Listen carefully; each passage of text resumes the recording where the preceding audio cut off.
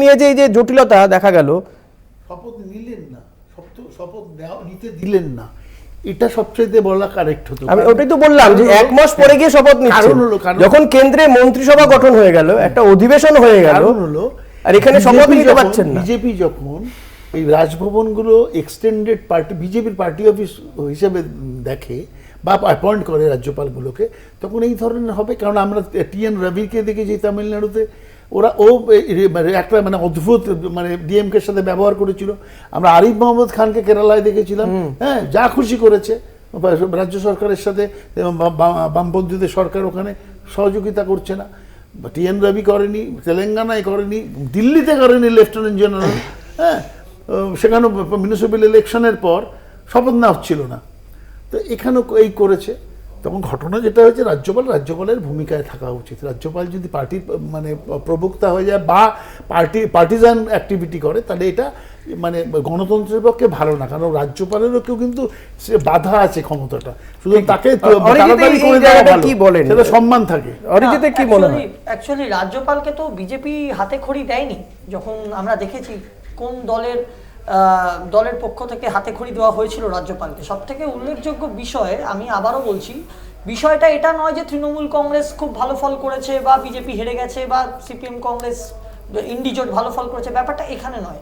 ব্যাপারটা এখানে যে শুধু এই যে ভোটে জিতলো এটা ব্যাপার নয়, এরপরে তাদের আসল দায়িত্বটা শুরু হচ্ছে। আপনি দেখবেন এই যে যারা ক্যান্ডিডেটগুলো জিতেছে, এরা যে মেশিনারি ইউজ করে জিতেছে সেটা তো আমি বললাম আপনাকে, কিন্তু জেতার পরে তাদের যে আপগ্রেডেড যে দায়িত্বগুলো থাকবে সেগুলো কিন্তু তারা পালন করে না। আপনি জেতার পরে এদেরকে একবারও দেখতে পাবেন না। যখন ইলেকশন হবে তার কিছুদিন আগে থেকে এরা আবার ফিল্ডে নামবে, প্রচার করবে। কখনো এর সাথে শপথ গ্রহণের কি সম্পর্ক আমি বুঝতে পারলাম না। শপথ গ্রহণের সম্পর্ক নয়। দেখুন, শপথ গ্রহণ নিয়ে যে জটিলতাটা বিগত দিনে তৈরি হয়েছে, রাজ্যপাল তার স্টেটমেন্ট দিয়েছে, তৃণমূল কংগ্রেসের যারা জয়ী প্রার্থী তারা এক একটা স্টেটমেন্ট দিয়েছে, সেটা রাজ্যপাল কেন আছে না? শপথ আপনি বারবার অন্য দিক দিয়ে ঘুরছেন, আটকায়নি কোনোভাবেই। আমরা এই কারণেই বলেছিলাম প্রতিনিধিদের রাজ্যপালকে চলতে আমাদের সংবিধান আমার বিধানসভার মধ্যে বিধায়ক শপথ পাঠ করবে দীর্ঘদিনের রেওয়াজ, সেটা অসুবিধা কোথায়? শুধু হ্যারাসমেন্ট করা, সাংবিধানিক পদ, আমি রাজ্যপাল সাংবিধানিক পদ, সেই রাজ্যপাল নির্দেশ দিচ্ছে কোন একজনকে যে শপথ হবে অমুক ডেটে, শপথ বাক্য পাঠ করাবেন ডেপুটি স্পিকার, সেটা কোথায় নির্দেশ দিচ্ছেন? না একটা সোশ্যাল মিডিয়াতে পোস্ট করে। দেখুন, আমার না ডেপুটি স্পিকার জানেন, না বিধানসভা জানেন, সোশ্যাল মিডিয়ায় পোস্ট করে তিনি বলছেন অমুক ডেটে শপথ। আরে রাত্রি 12টার সময় ইউনিভার্সিটি ভিসি অ্যাপয়েন্টমেন্ট, এটা সাংবিধানিক পদের মর্যাদা রাখা হলো? একটা কথা বলি অরিজিৎ, এটা সাংবিধানিক পদের মর্যাদা রাখা হলো? আবার বলছি, সরকার কি সচেষ্ট ছিলেন রাজ্যপালের সাথে আলোচনা করে ব্যাপারটা মিটিয়ে নেওয়ার? কথা তো বলেছে আরে রাজ্যপাল মেটানোর কোথায় আসে? রাজ্যপাল কে? আমরা ইলেক্টেড গভর্নমেন্ট। ইয়েস, রাজ্যপাল কে? ইয়েস, কে? রাজ্যপালের কোনো এক্সিস্টেন্স নেই এই রাজ্যে। রাজ্যপালের গভর্নমেন্ট চালানোর ক্ষেত্রে কোনো এক্সিস্টেন্স নেই। আমরা এর আগেও দেখেছি। আমি আবার বলছি, রাজ্যপালের সরকার চালানোর ক্ষেত্রে কোনো দায়িত্ব নেই। সরকার আমরা চালাবো, মানুষ আমাদের জন্য দেশ দিয়েছে। কেরালার গভর্নমেন্ট চালিয়ে আবার হারবেন, এই যে হারছে আবার হারবেন। কোহিনুরদার দলের যারা প্রতিনিধি বা যারা নেতা, তারা আমরা বিগত দিনেও দেখেছি রাষ্ট্রপতিকে, উপরাষ্ট্রপতিকে যেভাবে ভারতবর্ষে অপমান করেছেন, অসম্মান করেছেন, এটাই হয়ে গেছে কালচার। আমরা অখিলগিরিকে দেখেছি, কল্যাণ বন্দ্যোপাধ্যায়কে দেখেছি, রাজ্যপাল থেকে রাষ্ট্রপতি। আমরা ভারতবর্ষের প্রধানমন্ত্রীকে দেখেছি, আমরা ভারতবর্ষের প্রধানমন্ত্রীকে দেখেছি, এবং সেখানে রাহুল গান্ধী, আমরা ভারতবর্ষের প্রধানমন্ত্রীকে দেখেছি শশী থারুরের বউকে কি বলতে আমরা দেখেছি। ভাই আমাদের শিখিও না ভদ্রতা, সভ্যতা শিখিও না। রাজ্যপালকে দাঁড় করিয়ে যে রাজ্যগুলোতে মানুষ তোমাদের হারিয়ে ভূত করে দিয়েছে, যে রাজ্যগুলোতে মানুষ তোমাদের থাপ্পড় মেরেছে, নির্বাচনে জিততে যায়নি, সেখানে খড়ি দেওয়ার পর রাজ্যপাল চলছে না। ভদ্র মানুষের রাজ্যপালের ভূমিকা, ভদ্র মানুষের ভূমিকাকে আপনারা তাহলে সমর্থন করছেন, অন্তত এই কাজটা করেছেন না। তোমার কাছে স্পেসিফিক 3টে কোয়েশ্চেন আছে, আমাকে এই বিষয়টা করুক, দায়িত্বটা দিকে আমি 3টে প্রশ্ন করি তোমায়। তুমি বললে দ্রৌপদী মুর্মুকে খারাপ কথা বলেছে, তোমার সাথে একমত, অখিলগিরি খারাপ কথা বলেছে, কিন্তু তোমরা সম্মান দিয়েছো যে সাংবিধানিকের হেড ভারতবর্ষে, তাকে তোমরা পার্লামেন্ট ওপেন করছো, নতুন পার্লামেন্ট ভবন করছো, তাকে ডাকুনি, তার ইনভিটেশনে তার ছবিটা রাখুনি, তার নামটাও রাখুনি, তাকে ডাকুনি মোদিজির উপর যাতে ফোকাস হয় পুরো প্রোগ্রামটা, ইভেন্ট ম্যানেজমেন্ট হয়েছে। আমাকে তুমি বলো যে এলকে আদবানিকে ভারতরত্ন দিতে যাওয়ার সময় নরেন্দ্র মোদী বসে রয়েছেন, এলকে আদবানি বসে রয়েছেন, রাষ্ট্রপতি দাঁড়িয়ে রয়েছেন, ভারতবর্ষের রাষ্ট্রপতিকে তোমরা সম্মান দিয়েছো?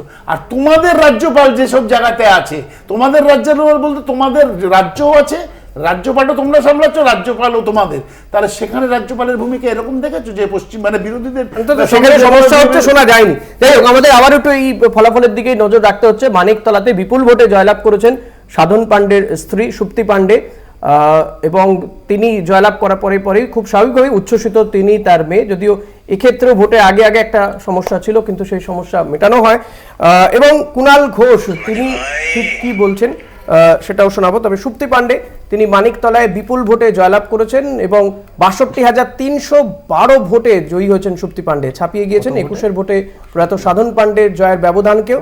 লোকসভা ভোটে মানিকতলা কেন্দ্রে 3,575 ভোটের ব্যবধানে জেতেন সুদীপ বন্দ্যোপাধ্যায়। অর্থাৎ এই কেন্দ্র থেকে 3,500-এর বেশি ভোটে গিয়েছিলেন সুদীপ বন্দ্যোপাধ্যায়। কি বলছেন সুপ্তি পাণ্ডে শোনাবো। আমি তাকে যতবার ক্যাম্পেনিংয়ে যাই তাকে বলে বেরোই, তার একটা সুন্দর হাসি ভরা মুখ আছে, এবং আপনি আমার গাড়ি দেখলে দেখবেন আমার গাড়ির সিটেও তিনিই রাখা আছেন, চা খেতে খেতে তার ছবি।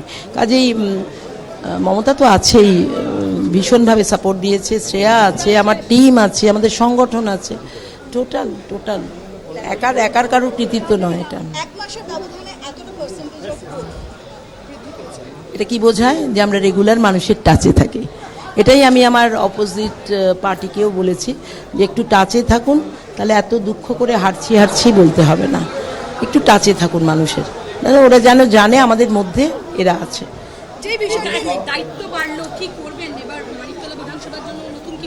দাঁড়াও, দায়িত্ব ঘাড়ে পড়ুক ভালো করে, সার্টিফিকেটটা হাতে নিলেই অটোমেটিক্যালি পরপর দায়িত্বের দরজা খুলে যাবে, তখন দেখব।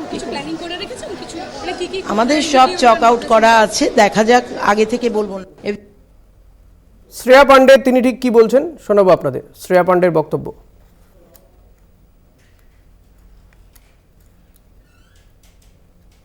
লোকসভা নির্বাচনেও কিন্তু 32-এ ভোটিং সব থেকে ওয়ান অফ দ্য হাইস্ট ছিল, এবং 32 নম্বর ওয়ার্ড আমার হোম ওয়ার্ড, ওখানে আমি থাকি।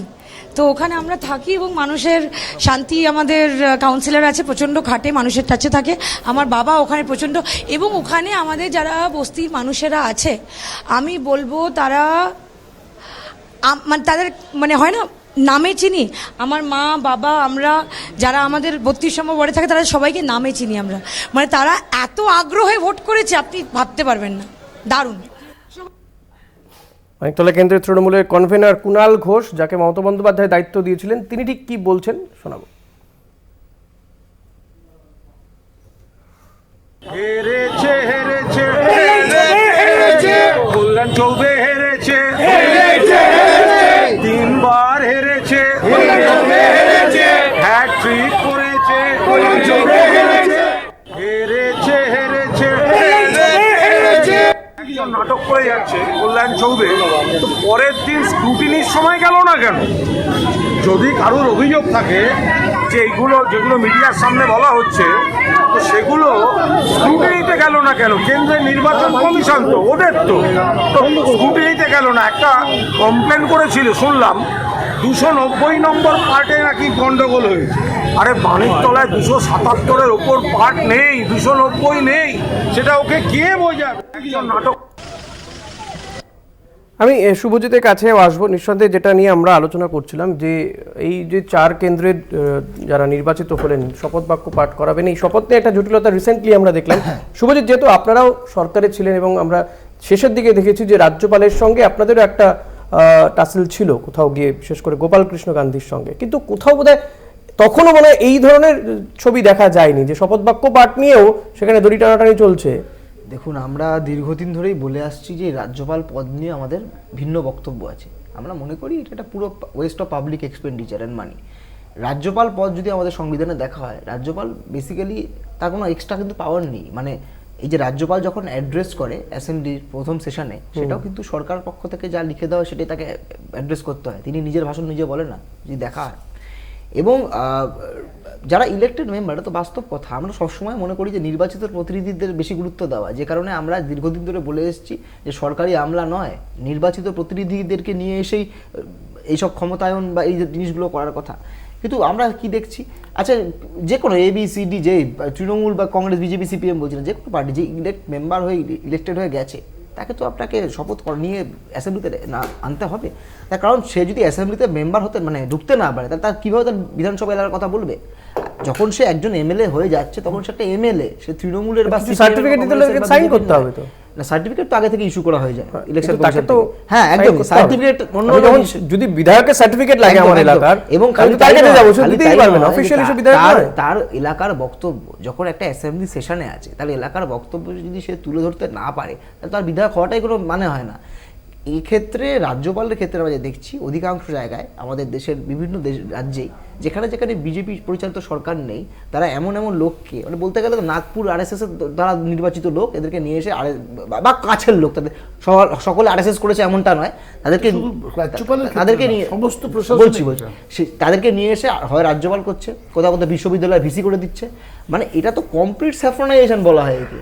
এবং এরা তাই করছে, এদের যা কাজ, এরা বিজেপির অঙ্গুলিতে চলছে, বিজেপি পার্টি অফিস থেকে চলছে। আমার বলা উচিত নয়, মাননীয় রাজ্যপাল যিনি রয়েছেন, তার যদি সত্যিই কিছু আলাদা বক্তব্য থাকতো বা ভিন্ন কিছু মত থাকতো, তিনি তো অল পার্টি মিটিং ডাকতে পারতেন, যে বিভিন্ন পলিটিক্যাল পার্টি তাদেরকে ডেকে মিটিং করতে পারতেন। উনি নির্দিষ্ট একটা রাজনৈতিক দলকে খালি ঘরে ডাকেন, ডেকে মিটিং করেন। আমি শুনি মাঝে মাঝে LOP আমাদের যিনি আছেন, তিনি এককালে তৃণমূলের নেতা ছিলেন, এখন বিজেপির নেতা হয়েছেন বড়, আবার তিনি ঘটনাচক্রে লিডার অফ দ্য অপোজিশনও, তাকে তো বোধহয় বেশিরভাগ সময় রাজ্যপালের ঘরেই পাওয়া যায়। তাহলে তার আন্দোলনের ময়দানে নেই, রাস্তায় নেই, অ্যাসেম্বলির ভেতরে কাজ করার মধ্যে নেই, হাফ দিন ওয়ার্কআউট করে যাচ্ছেন। তাহলে এটা কি চলছে? আমরা চাই একটা সুষ্ঠু প্রশাসন, আমরা চাই রাজ্যপাল সে নিরপেক্ষভাবে কাজ করবে। তার কাজ নয় যে দিল্লিতে যে সরকার আছে তার হয়ে এখানে ব্যাটিং করা। তৃণমূল অনেক ভুল করছে, অনেক দোষ করছে, অনেক চুরি করছে, অনেক কিছু করছে, সেগুলোকে তার অন্যভাবে অ্যাড্রেস করা উচিত। নিশ্চিত গোপালকৃষ্ণ গান্ধীর সঙ্গে আমাদের অনেক ধরনের ঝামেলা হয়েছিল, কিন্তু এই পরিস্থিতি হয়ে যায়নি। বা আমরাও চেয়েছি যে একটা কাঠামোর মধ্যে বিষয়টাকে রাখতে, এতে ব্যাপারটা এরকম পার্সোনাল লেভেলে যেতে না চলে যায়। আমার মনে হয় শাসক দলেরও, রাজ্যপালের একাধিক দোষ আছে, শাসক দলের ক্ষেত্রে বোধহয় আরেকটু কিছু বিষয়গুলোকে যদি অ্যাড্রেস করা হতো, তাহলেও বোধহয় বিষয়টা ভালো হতো। এবং রাজ্যপালের উচিত আগামী দিনে সমস্ত দলকে এক চোখে দেখা, সমস্ত লোক। এই রাজ্যপাল যিনি আজকে হয়েছেন 77 থেকে 1977 সাল থেকে এর এগেনস্টে হাজার করাপশনের রিপোর্ট আছে, অসভ্যতার রিপোর্ট আছে, লাম্পটের রিপোর্ট আছে। এই কথাটা রাজ্যপাল সম্পর্কে বলা উচিত না, তবু বলতে হচ্ছে। তারপরও এখানে বসানো হয়েছে, মানে এখনো তো অভিযোগ রয়েছে তার বিরুদ্ধে, অথচ তার বিরুদ্ধে অভিযোগ থাকলেও তদন্ত করা যাবে না। এই বিষয়টাকে কিভাবে দেখেন রাজ্যপাল হয়ে গেছে যে আপনি একেবারে এই সময়ের একজন রক্ষা কবচ, একটা যে ধরুন যে লেভেলের মানুষই হোক না কেন, তার বিরুদ্ধে যদি করাপশন বা এই নারী নির্যাতনের অভিযোগ থাকে, তদন্ত করা যাবে না। শুধুমাত্র তিনি রাজ্যপাল বা রাষ্ট্রপতি বলে তিনি এই রক্ষা কবচ পেয়ে যাবেন?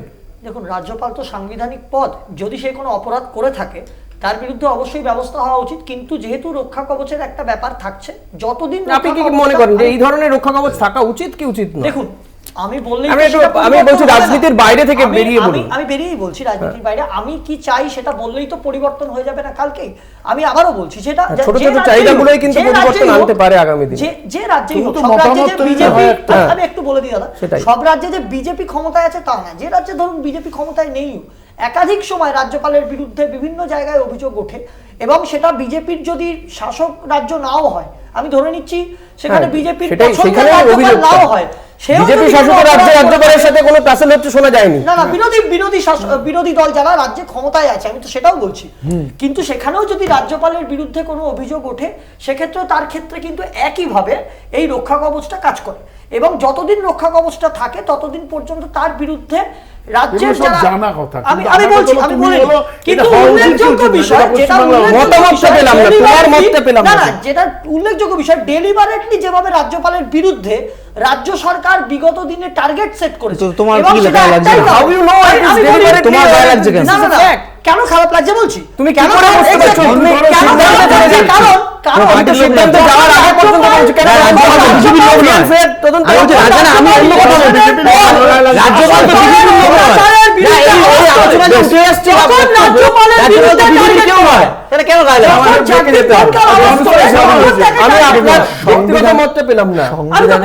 সংবিধানে রাজ্যপাল আওয়াজ তোলা, মিটিং করা, মিছিল করা, স্লোগান দেওয়া, বক্তৃতা করা, এগুলো কিছুই নেই।